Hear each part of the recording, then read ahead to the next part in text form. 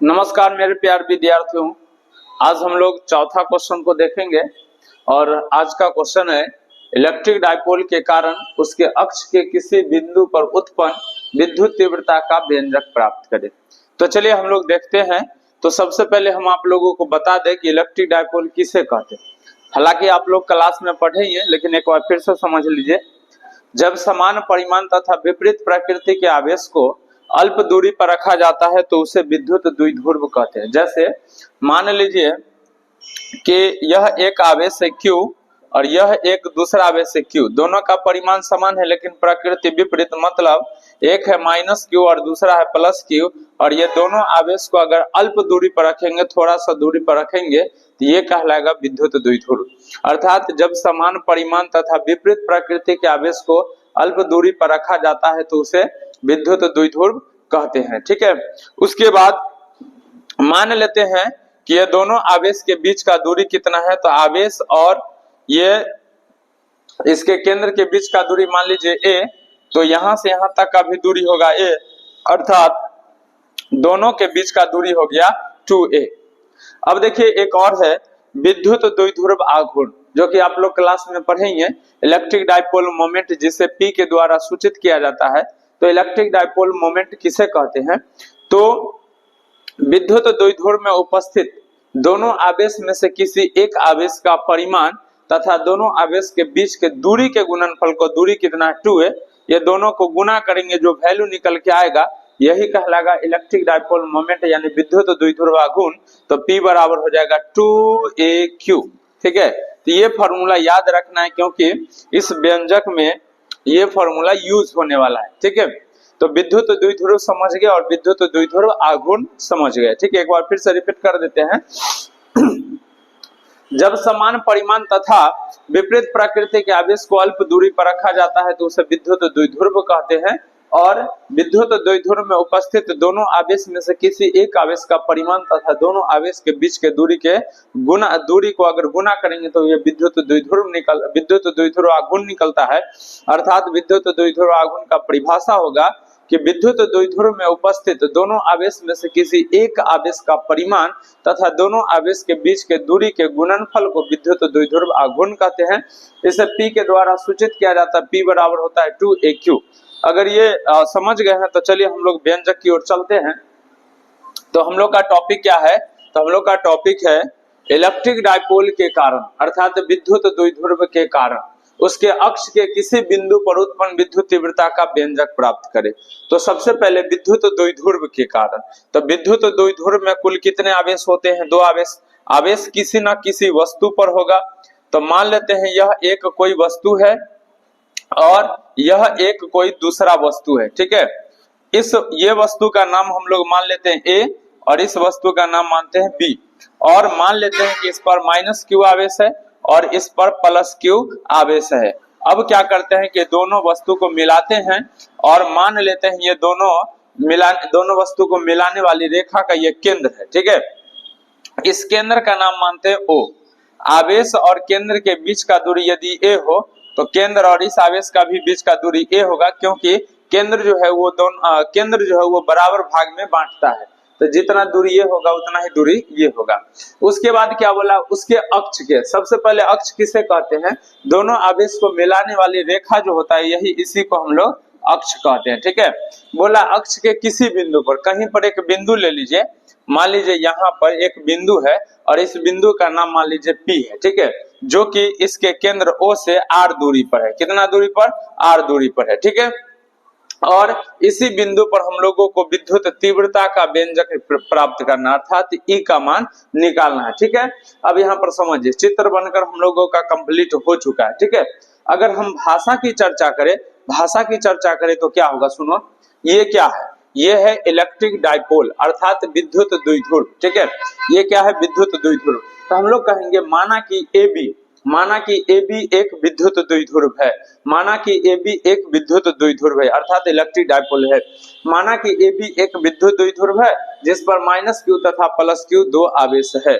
जिस पर -Q तथा +Q 2 आवेश है। फिर से एक बार, माना कि AB एक विद्युत द्विध्रुव है जिस पर -Q तथा +Q 2 आवेश है, जिसे 2a दूरी पर रखा गया। ये a और ये टोटल हो गया 2a, जिसे 2a दूरी पर रखा गया है।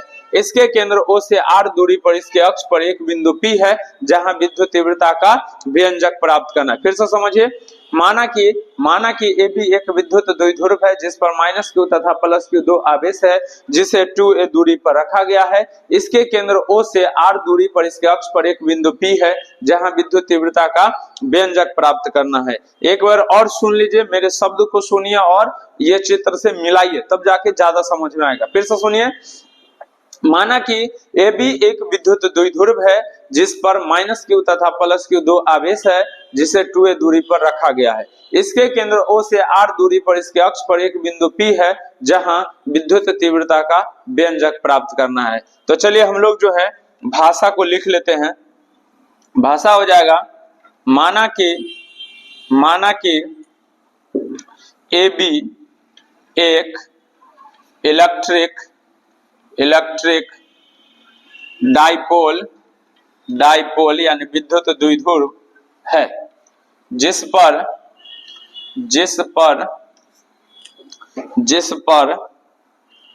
-q तथा +q दो आवेश है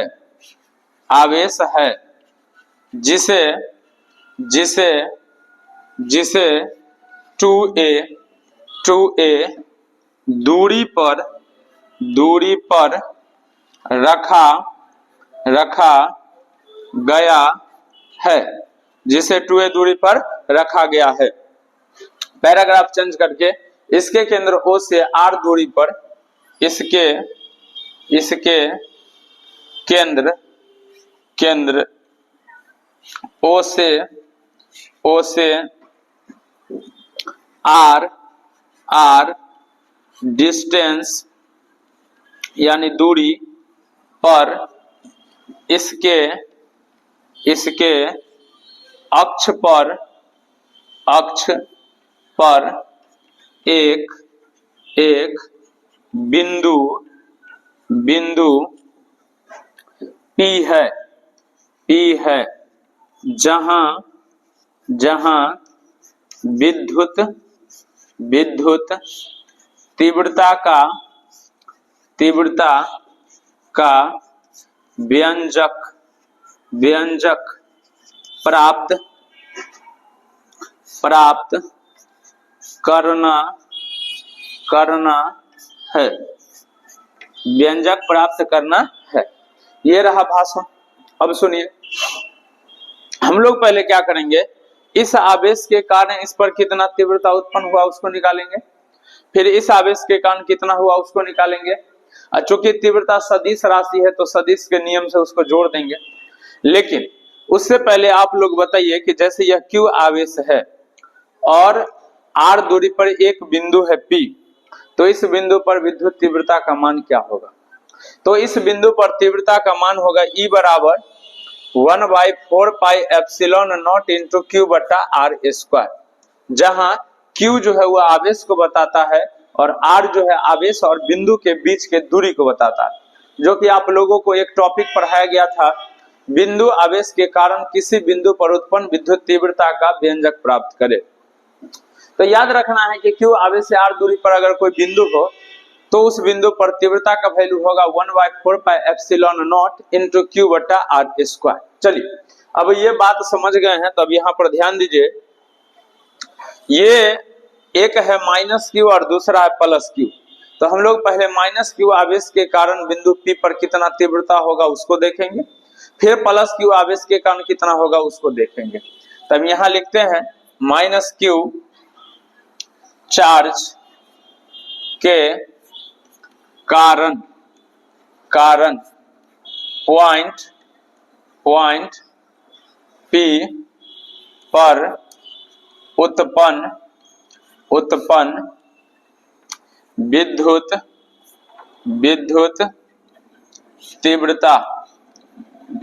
तीव्रता। अब सुनिए, तो ये हो जाएगा E1 बराबर, इसको E1 मानते हैं, E1 बराबर 1/4πε0 इंटू Q बटा R²। R क्या है? आवेश और बिंदु के बीच का दूरी।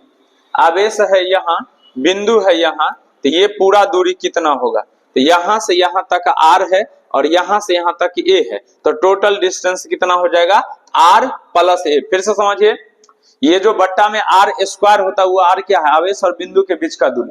आवेश यहाँ है, बिंदु यहाँ, इतना दूरी चाहिए, यहाँ से यहाँ तक का दूरी r, यहाँ से यहाँ तक का दूरी a, तो इसको और इसको जोड़ेंगे तभी तो पूरा दूरी होगा, मतलब दूरी हो जाएगा r प्लस a और इसका होल स्क्वायर, समीकरण 1। अब यहाँ पर ध्यान दीजिए, तो माइनस क्यू आवेश के कारण रहा, अब देखेंगे प्लस क्यू आवेश के कारण। फिर नीचे लिखते हैं प्लस क्यू चार्ज के कारण पॉइंट P पर उत्पन्न विद्युत तीव्रता। अब सुनिए, तो ये हो जाएगा E2 बराबर 1/4 pi epsilon not into Q बटा r स्क्वायर। तो r क्या है, आवेश और बिंदु के बीच का दूरी। आवेश है यहाँ, बिंदु है यहाँ, इतने दूरी चाहिए, कैसे होगा, क्योंकि पता तो नहीं है इतना दूरी कितना है r, लेकिन हमको चाहिए इतना ही, मतलब इतना एक्स्ट्रा हो गया, तो ये पूरा में से इतना घटा लेंगे, मतलब ये हो जाएगा r माइनस ए इसका होल स्क्वायर, समीकरण 2। समीकरण क्या हो गया, 2 हो गया। अब ये दोनों के कारण देखेंगे, मतलब विद्युत द्विध्रुव के कारण देखेंगे, तो सबसे पहले आप लोग इसको नोट कर लीजिए, फिर आगे की चर्चा करेंगे। फटाफट जो है इसको वीडियो रोक करके नोट कर लीजिए।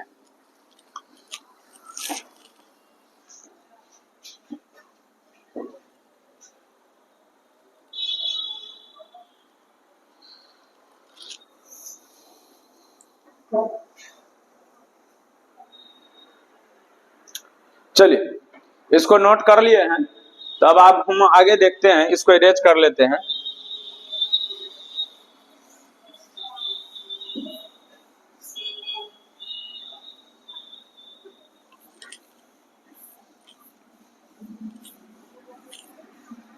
चलिए, अब जो है ये दोनों के कारण, दोनों का नाम क्या है, विद्युत द्विध्रुव। तो लिखते हैं इलेक्ट्रिक डाइपोल के कारण पॉइंट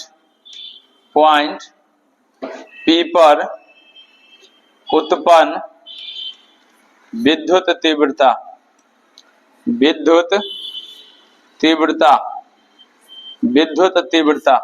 अब सुनिए, तो ये हो जाएगा E बराबर क्या होगा भाई, तो सुनिए, तीव्रता तो सदिश राशि है, और सदिश राशि को जो है सदिश के योग के त्रिभुज नियम से जोड़ा जाता है। रिजल्टेंट जिसका फॉर्मूला होता है a square plus b square plus 2ab cos theta, इस फॉर्मूला से सदिश राशि को जोड़ा जाता है। ये भी सदिश है, तो इसको इसी फॉर्मूला से जोड़ेंगे, लेकिन इसको थोड़ा शॉर्ट कर लेते हैं, आखिर देखते हैं कि जो है एंगल कितना है, क्योंकि थीटा है तो एंगल है, तो एंगल देख लेते हैं। तो इसके लिए इस आवेश से एक लाइन खींचते हैं और इस आवेश से एक लाइन खींचते हैं। अब सुनिए, तीव्रता की जो दिशा है वो किधर होता है, धन आवेश के लिए दूर की ओर और ऋण आवेश के लिए आवेश की ओर। ये धन आवेश है तो इसके लिए तीव्रता की दिशा होगा दूर की ओर, और ये ऋण आवेश है तो तीव्रता की दिशा होगा आवेश की ओर, यानी आवेश जिधर उधर। ये दोनों तीर के चिन्ह दिखिएगा तो विपरीत है। अब विपरीत जब होता है तो 180 डिग्री, मतलब यहाँ थीटा का वैल्यू 180 डिग्री, और cos 180 डिग्री का वैल्यू -1 होता है, तो cos 180 के जगह पे -1। प्लस माइनस क्या होगा, तो प्लस माइनस माइनस होता है। ये हो गया a square plus b square minus 2ab, जो कि a माइनस b के होल स्क्वायर का फॉर्मूला है।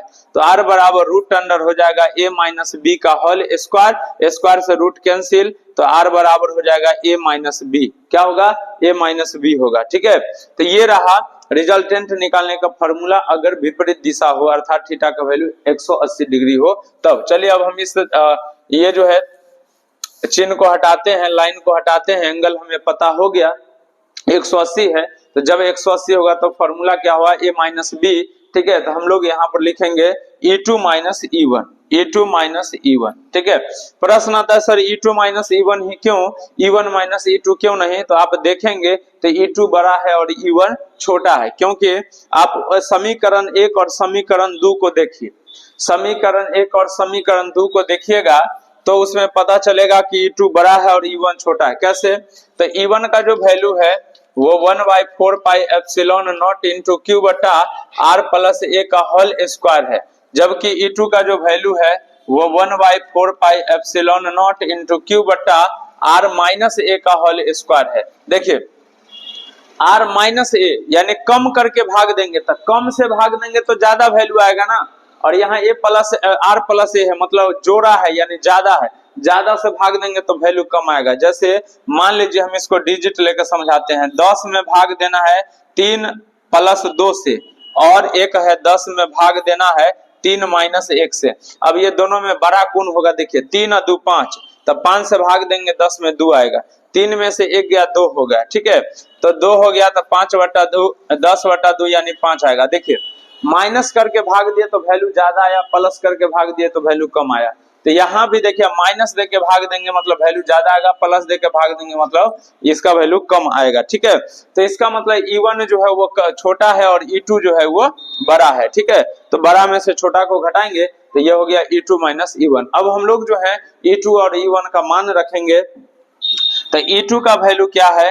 1/4 pi epsilon not into Q बटा आर माइनस ए का whole square minus 1/4 pi epsilon not into Q बटा आर प्लस ए का whole square, ठीक है। ये फॉर्मूला है। अब आप देख पा रहे होंगे कि ये दोनों में कुछ ना कुछ कॉमन है, ठीक है। तो क्या कॉमन है? तो ये E बराबर कॉमन है, इसमें देख लीजिए Q बटा 4 पाई एप्सिलॉन नॉट कॉमन है, तो क्या बचेगा? 1/r माइनस ए इसका whole square minus 1/r plus A इसका होल स्क्वायर, ये बच जाएगा, ठीक है। अब यहां पर ध्यान दीजिए E बराबर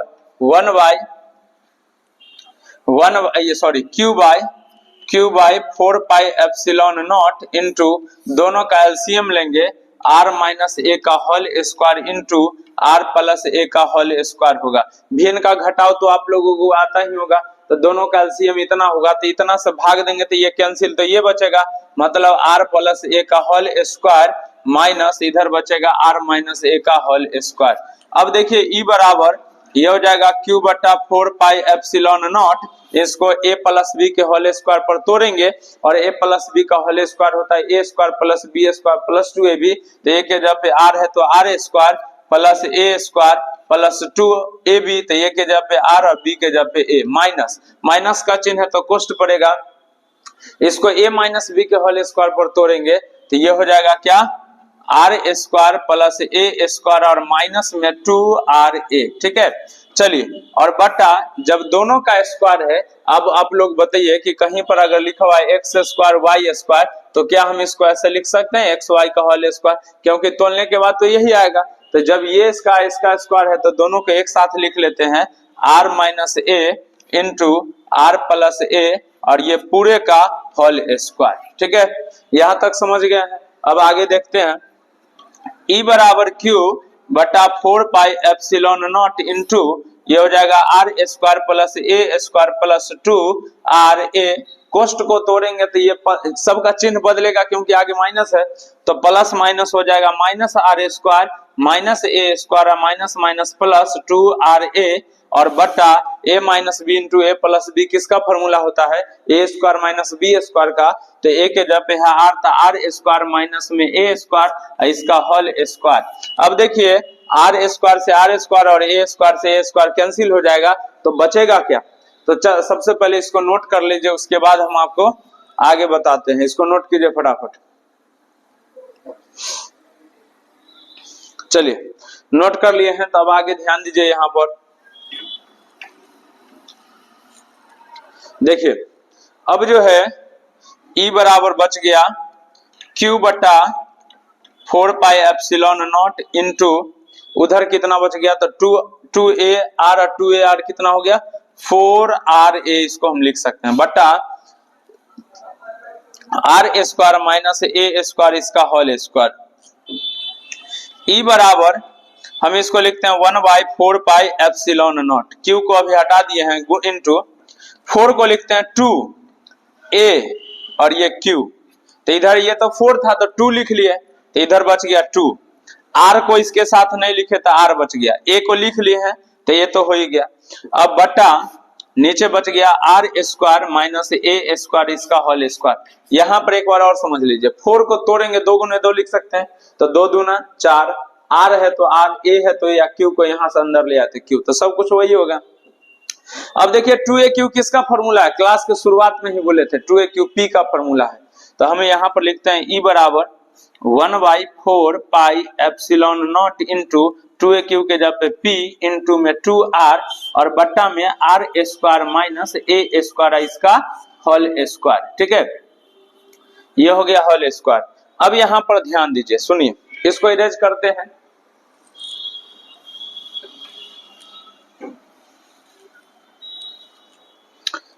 चलिए ये हो गया, तो इसके आगे देखते हैं। ई बराबर 1/4 पाई एप्सिलॉन नॉट इंटू ये हो गया p इंटू 2r और बट्टा r स्क्वायर माइनस ए के जगह पे मान लेते हैं 0 इसका स्क्वायर इसका होल स्क्वायर। अब यहाँ पे प्रश्न आता है कि ए के जगह पे 0 कैसे हुआ, तो बात को समझिए। ए के जगह पे 0 तब पॉसिबल है जब आर जो है ए से काफी बड़ा होगा। ये कब होगा, गौर से सुनिए, इसके बारे में समझिए। यहाँ पर समझिए क्या है, ए सबसे पहले है क्या, विद्युत द्विध्रुव का आधा दूरी है। ये सबसे पहले विद्युत द्विध्रुव का दूरी कितना होता है, तो परिभाषा के अनुसार अल्प दूरी पर रखा जाता है, मतलब दूरी बहुत कम होता है, और ए जो है उसका भी आधा, यानी यह दूरी बहुत कम होगा, इसीलिए हम लोग इसको शून्य मान लेते हैं। जैसे हम एग्जांपल में समझाते हैं, अगर हम 1 किलोग्राम चावल खरीदने के लिए जाते हैं, दुकानदार तौल के हमें दे देता है और उसके बोरी में से सिंपल के लिए 10 को जो दाना उठाए थे कि भाई देखते हैं कि चावल कैसा है, अगर वह तौल ले और तौलने के बाद वो 10 दाने को उसके बोरी में न रख के हम अपने जो पन्नी में पैक किया है, पॉलिथीन में पैक किया, उसमें अगर रख ले, तो बताइए कि वह पैसा वो जो दुकानदार है वो 10 दाना का पैसा लेगा या नहीं लेगा? नहीं लेगा। क्यों नहीं लेगा? क्योंकि 10 दाने का जो वजन है वो काफी कम होगा, जिसके कारण उसका पैसा भी काफी कम आएगा, इसलिए उसको लगभग कितना मान लिया, शून्य। वही बात यहाँ पर है, ये जो ए है वो काफी कम होता है, ठीक है, आर की तुलना में काफी कम है, इसलिए हम लोग इसको 0 मान लेते हैं। वास्तव में यह 0 नहीं होगा। अब 0 का स्क्वायर हो जाएगा 0, तो ई बराबर 1/4 पाई एप्सिलॉन नॉट इंटू ये हो जाएगा p इंटू में 2r और बट्टा आर स्क्वायर। 0 का स्क्वायर 0, 0 जोड़िए घटाइए कोई फर्क नहीं पड़ता है, तो इसका फिर होल स्क्वायर ये वाला। ई बराबर 1/4 पाई एप्सिलॉन नॉट इंटू ये हो जाएगा p इंटू 2r और बट्टा r पर पावर 4। यहाँ r से इसको काटेंगे तो पावर 3 बचेगा, मतलब ई बराबर 1/4 pi epsilon not into 2p और बट्टा में r³ बच गया। यही हमारा व्यंजक होगा, यही हमारा क्या होगा, व्यंजक होगा। ये जब भी पूछा जाता है 5 अंक में पूछा जाता है, और इस बार इसका भी चांस है, ठीक है। और इसमें टोटल 3 केस होता है, अक्ष, निरक्ष और किसी बिंदु पर, ठीक है। तो ये तीनों केसों को एक बार देख लेना है। ज्यादातर जो है वो क्वेश्चन पूछा जाता है अक्ष पर या किसी बिंदु पर, ठीक है, अक्ष या किसी बिंदु पर, बट ये तीनों केस को देख लेना है।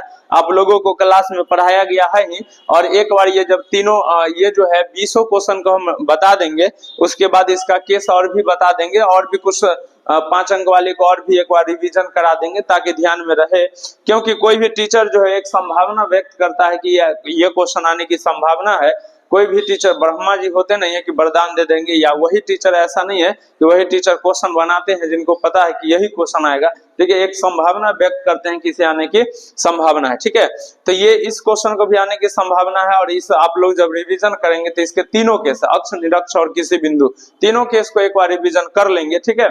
तो फिलहाल में आशा है कि आप लोगों को अक्ष पर वाले अच्छे से समझ में आया होगा, और आप लोगों को करना क्या है कि ये व्यंजक पढ़ने के बाद जो है वो अपने से प्रूफ करने का कोशिश करना है, और तब तक प्रैक्टिस करना है जब तक कि अपने से प्रूफ हो ना जाए। जहां भी डाउट हो तो एक बार वीडियो खोल करके उसको देख लेना है, जहां पर डाउट हो वहीं पर जाकर के, ठीक है, फिर अपने से प्रूफ करने लगना। वो तब तक प्रैक्टिस करना है जब तक ये अपने से प्रूफ हो ना जाए, ठीक है। और आप लगातार मेहनत करते हैं तो निश्चित ही आपकी मेहनत रंग लाएगी और बेहतरीन रिजल्ट आएगा।